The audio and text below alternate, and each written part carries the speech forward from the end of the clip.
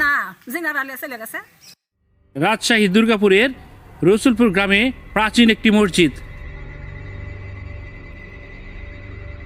এই মসজিদ থেকে অলৌকিকভাবে হারিয়ে গেছে জীবন্ত একটি মানুষ। অলৌকিক এই ভৌতিক মসজিদটি দেখতে আমাদের চ্যানেলের সাথেই থাকবেন।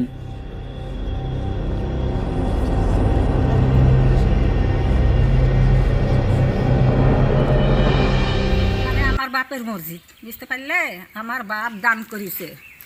তার পাশে গোটা গ্রামের মানুষ নামাজ পড়বে বলে যেই মাটি আসিল আমার বাপের, এই মাটিগুলো সমস্ত লিছে, বুঝতে পারিস? লিয়ে এখন আর নামাজ পড়ে না। এখন মেয়ে ওই ঈদ টিদ হয় যখন, তখন ওই মেয়ে মানুষ আর ওই মদ মানুষ নামাজ পড়ে।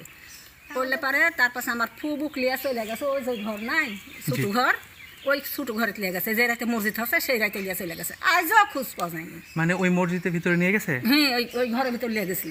এটা আপনার কি হয়? ফুবু, লিজার ফুবু। আচ্ছা, নিয়ে গেছিল। কেমন বয়স ছিল? বিয়ে হচ্ছিল না বাবা। বিয়ে হয়েছিল না, না? বিয়ে হচ্ছিল না, বিয়ে হচ্ছিল না তো, জোয়ান। মানে ভালো মানুষ নিয়ে গেছে, নিয়ে যে আর খোঁজ পাননি? না, আইজলে মানে কেউ বুঝতে পারেনি যে নিয়ে গেছে? না বাবা, এখন আয়সা দেখছি যে মসজিদ হচ্ছে আর আমার ফুবু নাই। আমার বাপের বাড়ি হলো ওই দেখো উঠি, বুঝতে পারিস? জি। তার মানে আপনারা ধরে নিলেন যে মসজিদের ভিতরে নিয়ে গেছে? হ্যাঁ, মানে ওখান থেকে নিয়ে গেছে, তারপর আর ফেরত বাড়ি আসেনি? থেকে লিয়ে গেছে, বুঝতে পারলে?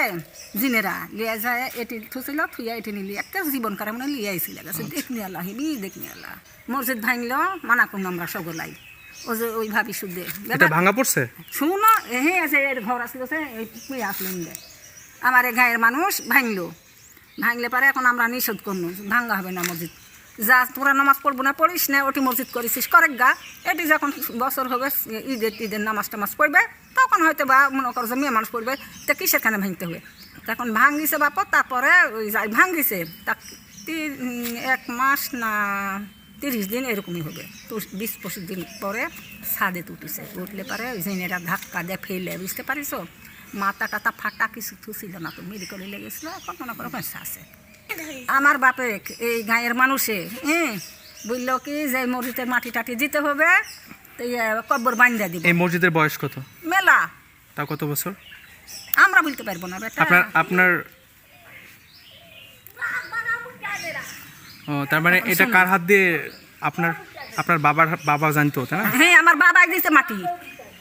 ও, হ্যাঁ, মাটি আমার বাপই দিছে, রেজিস্টার করে দিছে, বুঝতে পারিস?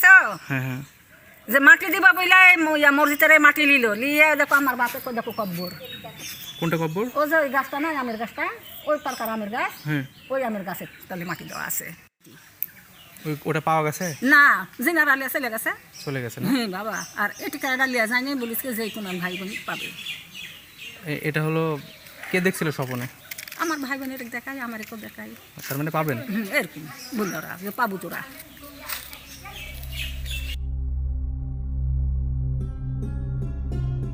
এই মসজিদটি 3 গম্বুজ বিশিষ্ট। কোন আমলে কে বা কারা এই মসজিদটি নির্মাণ করেছিল তা জানা যায়নি।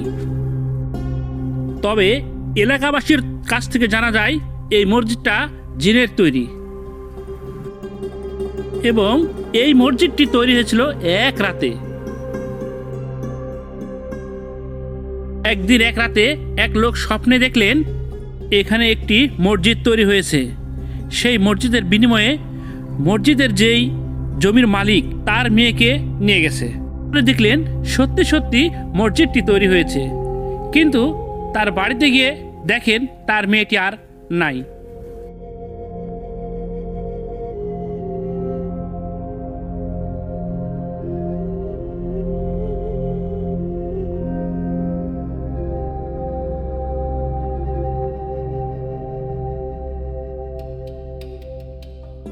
এরপর থেকে তার মেয়েকে আর কোনোদিন খুঁজে পাওয়া যায়নি।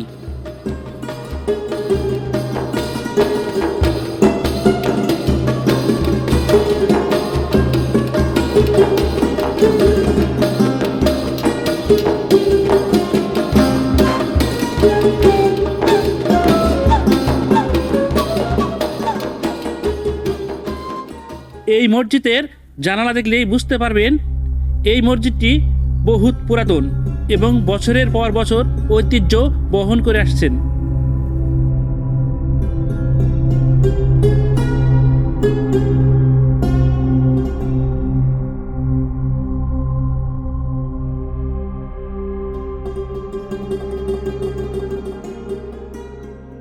এটি সেই ঘর, যে ঘরের কাছ থেকেই মেয়েটি হারিয়ে গিয়েছিল এবং শেষ চিহ্ন পাওয়া গিয়েছিল।